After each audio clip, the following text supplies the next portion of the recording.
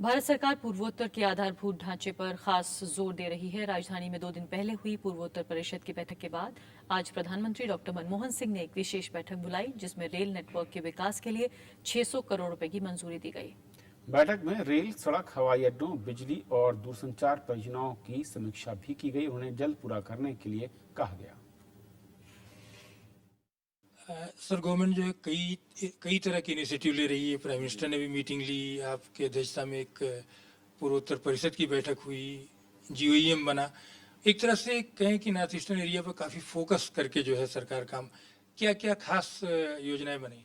UPA 1 आने के बाद नॉर्थ ईस्ट का ओवरऑल डेवलपमेंट के लिए काफ़ी कुछ इनिशिएटिव लिया गया है।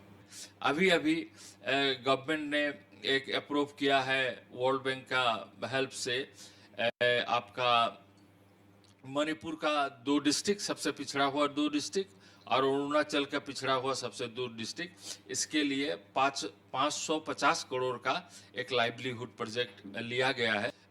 वित्त मंत्री का अध्यक्षता में माननीय प्रधानमंत्री ने कमेटी ग्रुप ऑफ मिनिस्टर बनाए हैं।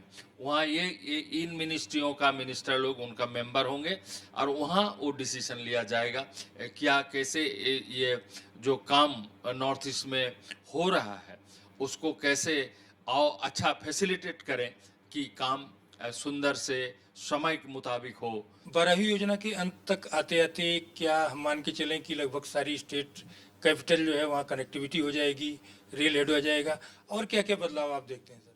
देखिए, कनेक्टिविटी तो एक प्रॉब्लम है, आप जानते हैं। उसके लिए रेलवे का भारी प्रसार हो रहा है। अभी prime minister doctor Manmohan Singh ji ने एक कमेटी आपका कैबिनेट सेक्रेटरी के अध्यक्षता में, जहां जो इंफ्रास्ट्रक्चर वाले जो मिनिस्ट्री हैं, धर लीजिए रेलवे है, रोड ट्रांसपोर्ट है, पावर है, सिविल एविएशन है, इनका सेक्रेटरीज लोग उनका मेंबर होंगे।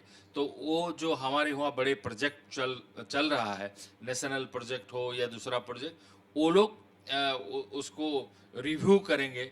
उनका इम्प्लीमेंट करने में क्या तकलीफ है, उनको पैसा मिल रहा समय में नहीं मिल रहा है, वहाँ की क्या इम्पीडिमेंट है, उसको कैसा ओवरकम कर सके, उसको वो लोग एग्जामिन करेंगे। जो वो लोग कर सकते हैं वो लोग करेंगे। बहुत धन्यवाद सर आपको। राज्यों के पर्यटन मंत्रियों के राष्ट्रीय सम्मेलन में पर्यटकों की सुरक्षा समेत कई अहम मसलों पर चर्चा हुई। दिल्ली में हुए सम्मेलन में ज्यादा टैक्स को पर्यटन विकास में बाधा माना गया। साथ ही सुझाव दिया गया कि राज्य और केंद्र के करों को सीमित दायरे में लाया जाए। दिल्ली के विज्ञान भवन में राज्यों के पर्यटन मंत्रियों का आज राष्ट्रीय सम्मेलन हुआ। इसमें राज्यों को पर्यटकों की सुरक्षा पर खास ध्यान देने और पुलिस तंत्र को मजबूत बनाने समेत कई अहम सवालों पर चर्चा हुई। इसमें महिला पर्यटकों की सुरक्षा चिंता का अहम मसला रहा। इसके लिए केंद्रीय पर्यटन मंत्री के चिरंजीवी ने एक अभियान शुरू करने का फैसला लिया। चिरंजीवी ने कहा कि तमाम कोशिशों के बाद भी पर्यटकों के साथ हो रहे हादसों से देश की छवि खराब हो रही है। इस नाते इस पर सबसे ज्यादा ध्यान देना जरूरी है।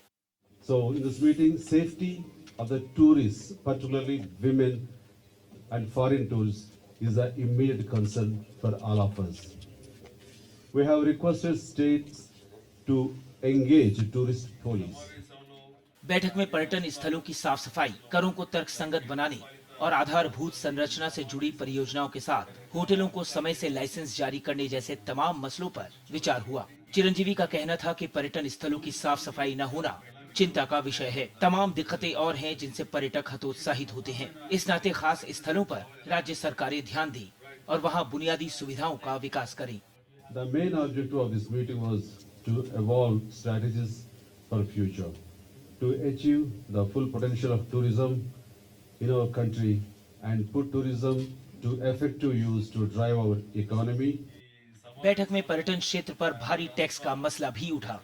देश में वैट, सर्विस टैक्स और लग्जरी टैक्स मिलाकर पर्यटकों पर करीब 20 से 30% बोझ लादा जाता है। वहीं दूसरे देशों में ये 5 से 10% तक ही है। इस मसले को केंद्रीय वित्त मंत्रालय और राज्यों के वित्त विभाग के समक्ष उठाने का फैसला लिया गया। अरविंद कुमार सिंह, राज्यसभा टीवी।